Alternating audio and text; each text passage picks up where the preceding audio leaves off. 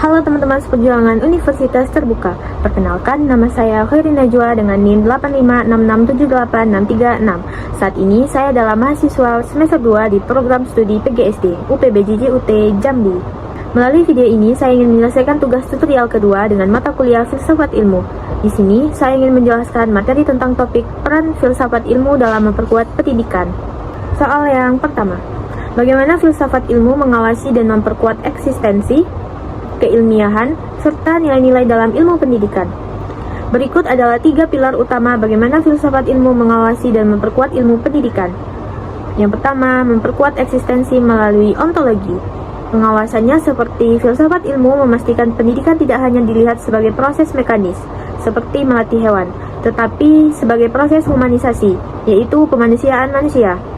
Penguatannya, ia memperkokoh eksistensi pendidikan sebagai disiplin ilmu mandiri yang memiliki objek kajian unik, yaitu fenomena situasi pendidikan yang melibatkan interaksi antara pendidik dan peserta didik.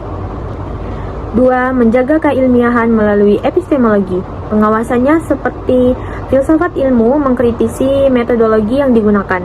Apakah sebuah teori pendidikan didasarkan pada riset yang valid? Apakah penggunaan statistik dalam evaluasi pendidikan sudah tepat sasaran?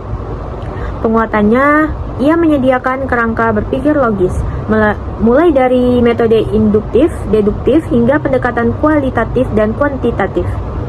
Ini memastikan bahwa ilmu pendidikan tidak sekedar berisi opini atau dogma, melainkan pengetahuan yang terstruktur dan dapat diuji kebenarannya. 3. Mengawal nilai-nilai melalui aksiologi. Pengawasannya seperti filsafat ilmu mengawasi agar perkembangan teknologi dan teori pendidikan tidak melanggar etika dan moral. Misalnya, penggunaan AI dalam pendidikan harus tetap menghargai integritas akademik dan privasi peserta didik. Penguatannya, ia memberikan landasan bagi tujuan pendidikan, bukan sekedar mencetak tenaga kerja, tetapi membentuk karakter dan moralitas. Filsafat ilmu memastikan bahwa kemajuan ilmu pendidikan selalu bermuara pada kesejahteraan manusia dan keadilan sosial. Soal yang kedua, bagaimana pendidikan yang bermakna dan bernilai turut memperkuat perkembangan filsafat ilmu? Pendidikan yang bermakna dan bernilai memperkuat filsafat ilmu melalui 3 cara utama. Pertama, pengembangan objek kajian, yaitu dinamika pembelajaran yang kompleks menciptakan fenomena baru yang memperkaya kajian ontologi mengenai hakikat manusia dan proses transmisi ilmu.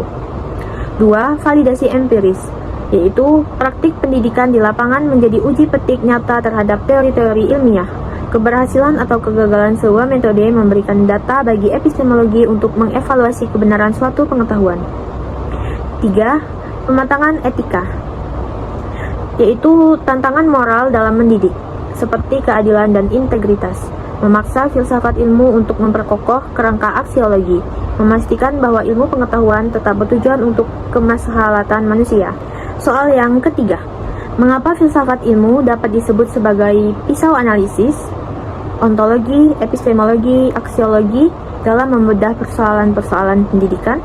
1. Bilah ontologi, membedah apa? Filsafat ilmu membedah hakikat dari masalah yang dihadapi. Ia bertanya, apa sebenarnya yang sedang kita bicarakan? Contohnya, dalam masalah rendahnya literasi siswa, ontologi membedah apakah masalahnya terletak pada ketersediaan buku atau fisik, kemampuan kognitif siswa, atau hakikat kurikulum yang terlalu padat. Fungsinya menghindari kekeliruan dalam mengidentifikasi masalah agar solusi yang diberikan tepat sasaran pada objeknya. 2. Bilah epistemologi, membedah bagaimana. Filsafat ilmu membedah proses dan metodologi. Ia bertanya, bagaimana cara kita mengetahui dan memecahkan masalah ini? Contohnya, ketika menerapkan metode pembelajaran baru, epistemologi menguji apakah metode tersebut memiliki landasan ilmiah yang valid, bagaimana cara mengukur keberhasilannya, dan apakah logikanya sudah benar. Fungsinya menjamin validitas dan keilmiahan solusi agar pendidikan tidak dijalankan berdasarkan asumsi atau ikut-ikutan semata. 3. Bilah aksiologi, membedah untuk apa. Filsafat ilmu membedah nilai dan tujuan. Ia bertanya, apa manfaat dan apakah ini secara etika benar? Contohnya, dalam penggunaan teknologi AI di kelas. Aksiologi membedah apakah hal tersebut membantu kemandirian siswa atau justru merusak integritas moral. Fungsinya memastikan bahwa setiap kebijakan pendidikan tidak hanya efektif secara teknis, tetapi juga luhur secara etis dan bermanfaat bagi kemanusiaan. Soal yang keempat, contoh konkret penerapan filsafat ilmu dalam praktik pendidikan, misalnya dalam kebijakan, kurikulum, atau proses pembelajaran. Berikut adalah contoh konkret penerapannya dalam 3 aspek utama. Pertama, dalam kurikulum atau ontologi. Penerapan ini menentukan apa yang dianggap penting untuk diajarkan kepada siswa. Contohnya, perubahan dari kurikulum berbasis konten ke kurikulum merdeka. Analisisnya seperti secara ontologis, pemerintahan menggeser hakikat materi pembelajaran dari sekedar tumpukan informasi yang harus dihafal menjadi capaian pembelajaran yang esensial. Fokusnya bukan lagi pada seberapa banyak buku yang habis dibaca, melainkan pada pengembangan potensi unik setiap anak sebagai manusia atau humanisasi. Penerapannya menghapus penjurusan di SMA adalah pengakuan ontologis bahwa siswa pada usia tersebut masih dalam tahap pencarian jati diri. 2. Dalam proses pembelajaran atau epistemologi. Penerapan ini menentukan bagaimana pengetahuan diperoleh dan divalidasi di dalam kelas. Contohnya, penerapan metode Problem Based Learning atau PBL. Analisisnya seperti secara epistemologi, guru tidak lagi dipandang sebagai satu-satunya sumber kebenaran, melainkan sebagai fasilitator. Pengetahuan dianggap sebagai sesuatu yang harus dikonstruksi oleh siswa melalui riset dan logika, bukan sekedar diterima secara pasif.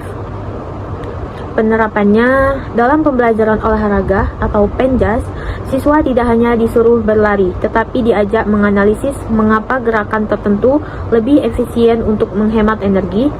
Ini adalah proses epistemologi untuk memahami kebenaran di balik sebuah gerak fisik.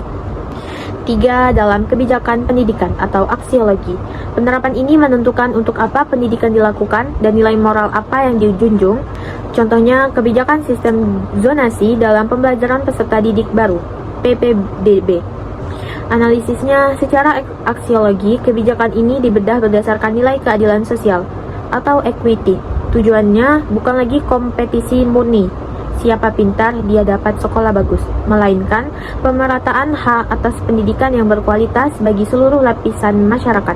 Penerapannya, penggunaan profil pelajar Pancasila dalam rapor. Ini menunjukkan bahwa nilai atau karakter memiliki kedudukan yang setara, bahkan terkadang lebih tinggi daripada nilai angka akademik. Ini adalah penegasan bahwa ilmu tanpa etika adalah hampa. Demikian penjelasan singkat saya, semoga materi ini dapat dengan mudah kita pahami. Saya Karina Joa, terima kasih.